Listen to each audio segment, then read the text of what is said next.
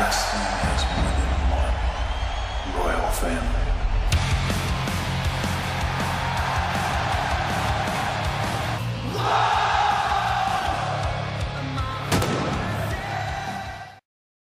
Empecemos por la concepción del Estado. Para un libertario, el Estado no es mucho más que la organización que monopoliza el uso de la violencia en una sociedad. El Estado se define por el uso de la violencia. Por lo tanto, lo que quiere un libertario es reducir el Estado, limitar el Estado y controlar al Estado. El libertario es, en una palabra, esencialmente un antiestatista. ¿Pero qué hay de los fascistas y qué hay de los nacionalsocialistas? Vamos a leer a Mussolini en uno de sus textos más paradigmáticos titulado La doctrina del fascismo, que fue escrita además con Giovanni Gentile, el gran filósofo del movimiento fascista.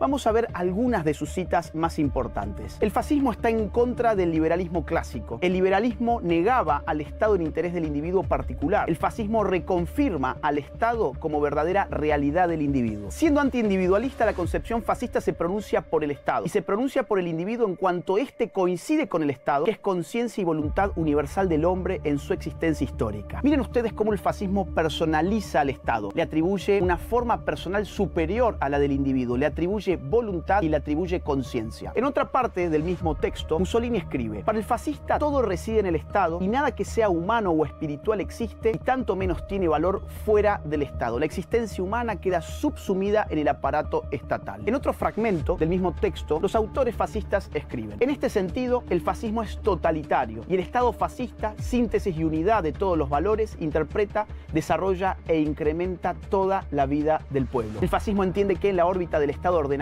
las reales exigencias que dieron origen al movimiento socialista y sindicalista sean reconocidas y efectivamente les asigna una función y un valor en el sistema corporativo de los intereses conciliados en la unidad del Estado. Fíjense que incluso Mussolini reivindica parte de la trayectoria socialista en cuanto expande ilimitadamente los contornos del aparato estatal. Y decir que un libertario es fascista es una total y completa ignorancia. A su vez, Hitler, en uno de sus textos más famosos, Mi lucha, escribe lo siguiente: el Estado es un medio para un fin. Su finalidad consiste en la conservación y en el progreso de una colectividad bajo el punto de vista físico y espiritual. Esta conservación abarca, en primer lugar, todo lo que se refiere a la defensa de la raza. Para Hitler y para el nacionalsocialismo en general, el Estado es un aparato de poder que tiene un fin primordial, el de conservar a la raza superior y expandirla por la tierra.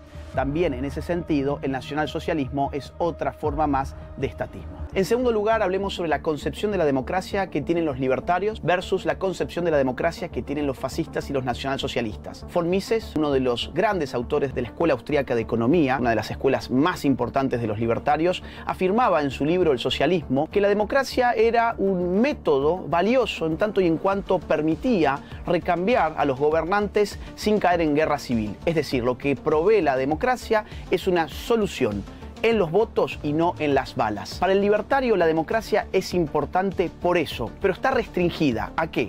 A respetar tres derechos fundamentales: el derecho a la vida, a la libertad y a la propiedad. Dado que en una sociedad los intereses son plurales y las posiciones políticas son plurales, las mayorías son cambiantes. Y en ese sentido, la mayoría no está legitimada para avanzar sobre la propiedad, la libertad o la vida de ningún individuo. Al contrario, el fascismo cree en otro tipo de democracia, en la democracia totalitaria, en un régimen de partido único que fusiona al Estado con el partido y al partido con un pueblo de ficción, monolítico y homogéneo a la fuerza. En 1926, por ejemplo, la ley Rocco proscribió en Italia todos los partidos políticos con excepción del Partido Nacional Fascista.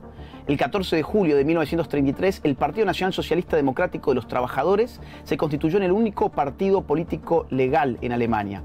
El 1 de diciembre, el partido quedó indisolublemente ligado al Estado. Escuchen, por ejemplo, lo que decía Hitler en un discurso pronunciado en el año 1933, precisamente. Los partidos políticos han quedado ya definitivamente eliminados. He aquí un acontecimiento histórico de cuya importancia y alcance no se dan muchos cuenta perfectamente todavía. El partido es ahora el Estado. todo el poder yace en manos del Ejecutivo. Hay que impedir que el centro de gravedad de la vida alemana vuelva a emplazarse en sectores aislados o tal vez en organizaciones. Ya no hay más autoridad de una región o territorio parcial del Reich, sino únicamente del concepto de pueblo alemán. Curiosamente, esta misma concepción de la democracia tuvo el marxismo-leninismo, o sea, el socialismo real, y las distintas versiones de este, incluso en América Latina, como por ejemplo en Cuba. Dicho sea de paso, los comunistas soviéticos en 1921 instituyeron formalmente también un sistema de partido único. En la Constitución cubana de 1976, el artículo 5 designó al Partido Comunista Cubano como el único legal en toda la isla, fusionándolo además con el Estado. El Partido Socialista Unido de Venezuela, hoy vigente en el régimen chavista encabezado por el dictador Nicolás Maduro, en la práctica también funciona como un partido único. Noten ustedes entonces la enormidad de la diferencia entre un libertario y un nacionalsocialista y un fascista en cuanto a la concepción de la democracia. Mientras el libertario cree en la pluralidad y en la legalidad de un sistema de partidos amplio, el fascista, el nacionalsocialista y el socialista marxista-leninista creen en un sistema totalitario de partido único. En tercer lugar, hablemos sobre la concepción de la libertad que tiene un libertario versus la concepción de la libertad de un fascista y de un nacionalsocialista. Hayek, otra de las grandes plumas libertarias de la Escuela Austríaca de Economía, definió a la libertad como ausencia de coerción sobre una voluntad legítima. ¿Qué es una voluntad legítima? Es una voluntad que no hiere los derechos a la vida, a la libertad y a la propiedad de otros individuos. Ya hemos visto que para el libertario el Estado es una máquina de agredir derechos, es una máquina de violentar a los individuos. Por lo tanto, la libertad se realiza en la medida en que se disminuye el tamaño del Estado. A más Estado, menos libertad; a menos Estado, más libertad. La concepción del fascista es exactamente la contraria. Para el fascista y para el nacionalsocialista, la libertad solamente se puede realizar en el seno de la autoridad estatal. Vamos a leer a Hitler y a Mussolini al respecto. En la doctrina del fascismo, Gentile y Mussolini escriben: el fascismo se pronuncia por la libertad, se pronuncia por la única libertad que puede ser una cosa seria, a saber, la libertad del Estado y del individuo en el Estado. Es decir, a quien realmente hay que hacer libre es al Estado, y en segundo lugar, a un individuo totalmente subsumido por la autoridad estatal. Leamos un poco más siguiendo a Hitler. Nosotros entendemos el Estado como el organismo viviente de un pueblo que no solo garantiza la conservación de este, sino que lo conduce al goce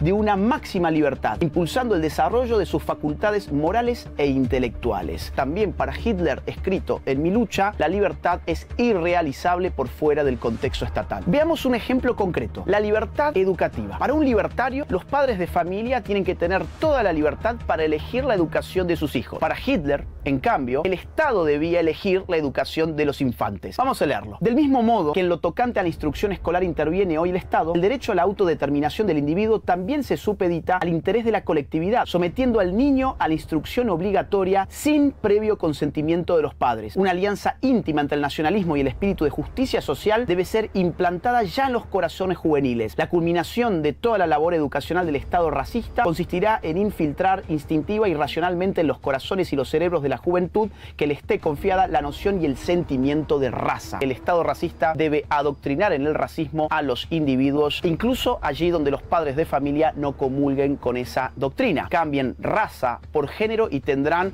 un panorama muy parecido al actual. En cuarto lugar, hablemos sobre la propiedad privada. Para un libertario, la propiedad privada es el fundamento material de la libertad. Quien le arrebata a una persona el fruto de su trabajo, le está arrebatando su libertad, lo está insertando en una relación de servidumbre. En cambio, para el nacionalsocialista y para el fascista, la propiedad privada debe estar subordinada a los intereses de la colectividad y concretamente a los intereses del Estado. Vamos a ver qué dijeron al respecto. En el punto 13 de su programa de 25 puntos, Hitler escribió lo siguiente: las empresas pertenecientes a trusts serán nacionalizadas. En el punto 14 escribió: exigimos que las utilidades del comercio al por mayor sean compartidas por la nación. Además, en el punto 17 del programa pidió la promulgación de una ley que permita la expropiación sin indemnizaciones de la tierra con destino a fines de utilidad pública. A su vez, Mussolini, en el programa de San Sepolcro, anotó lo que sigue: una fuerte imposición sobre el capital que tenga la forma de una verdadera expropiación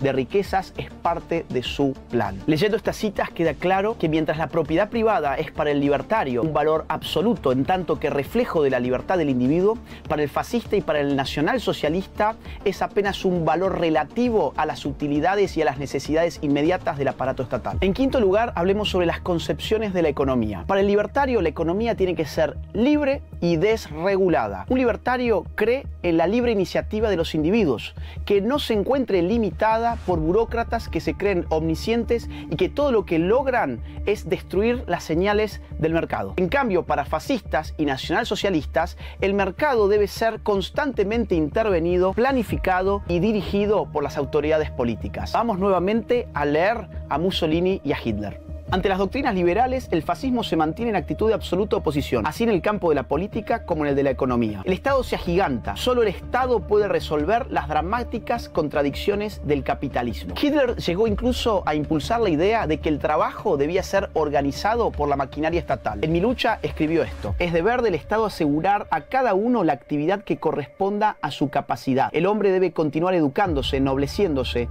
pero eso solo será posible dentro del cuadro de una cultura general cuyo fundamento debe ser siempre el Estado. Para la conservación de ese Estado debe el hombre aportar su contribución. Es decir, el hombre trabaja no para sí mismo, sino para el mantenimiento y la expansión de la autoridad estatal. Finalmente, en sexto lugar, hablemos sobre la ontología social. ¿Qué significa ontología social? Es la concepción que se tiene sobre lo social. ¿Qué significa lo colectivo? ¿Qué significa la sociedad? Para un libertario, la sociedad no es más que un conjunto de personas individuales, con proyectos de vida individuales que no deben ser coercionados siempre que no violenten los derechos fundamentales de los demás. Así las cosas, para un libertario, el Estado jamás puede sacrificar al individuo en el nombre del colectivo o en el nombre de la sociedad. Al contrario, para los fascistas y nacionalsocialistas, la sociedad es una entidad ontológica y moralmente superior a la persona individual. Por lo tanto, la persona siempre puede ser sacrificada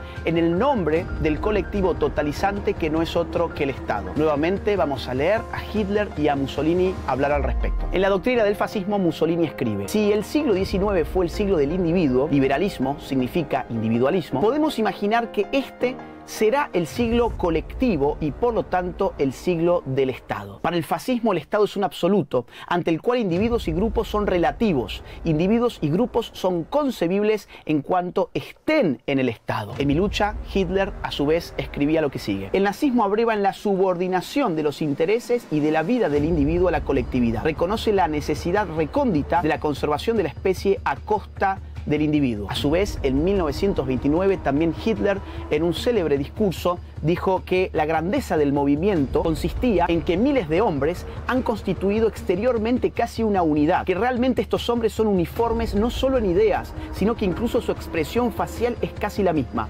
Mirad esos ojos alegres, ese entusiasmo fanático, y descubriréis cómo 100.000 hombres de un movimiento se convierten en una sola persona. Colectivismo versus individualismo. El libertario es ontológicamente individualista, mientras el nacionalsocialista, el fascista y también el socialista a secas son colectivistas radicales. Dicho todo esto y habiéndote detallado estos 6 puntos, habiéndote mostrado la bibliografía fascista y nacionalsocialista, la próxima vez que escuches que alguien diga que un libertario equivale a un fascista, sabe que estás frente a un ignorante o peor aún frente a un manipulador. Wrestling has more than one royal family.